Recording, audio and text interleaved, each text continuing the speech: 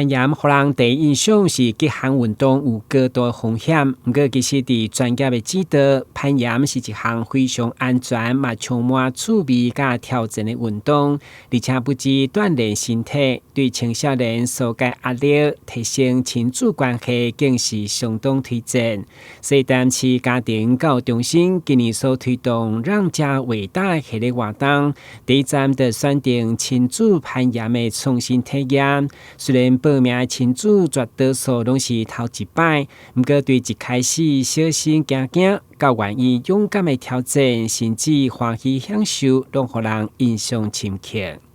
我勇敢的第一次去挑战这种活动，觉得蛮开心。这样的活动很有意义，办在一起的，就是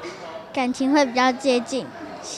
希望下次可以再办更多。这个攀岩的活动啊，就是可以让小朋友挑战自己，也是可以看到他在生活中如果遇到困难的时候会一些反应这样子啊，就可以让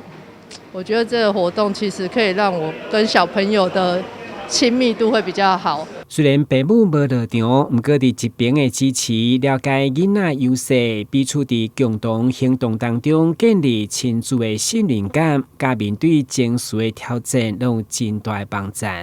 心理韧性的这部分，我觉得是在攀岩活动里面会比较好去培养的。我们在面对挑战的时候，怎么可以去增加自己的情绪忍受度，并且去觉察，然后推动自己去尝试看看。然后父母在攀岩活动的时候，是怎么去看见孩子的努力，并且作为支持者，而不是指导者。在攀爬的过程之中，看到父母亲的担心、担忧，但是也期待父母亲去省思，每孩子踏出勇敢的第一步的时候，父母亲可以用更多的鼓励、赞美跟支持，去接纳他们，可以让家庭关系更精进。根据了解，台南市家庭教育中心每一档办理将近1000场亲子相关活动，这回嘛特别聘请心理师带领家长甲囡仔，还是如何合作面对冲突、勇敢的挑战，拢互大家收获满满。台南新闻阮吉采访报道。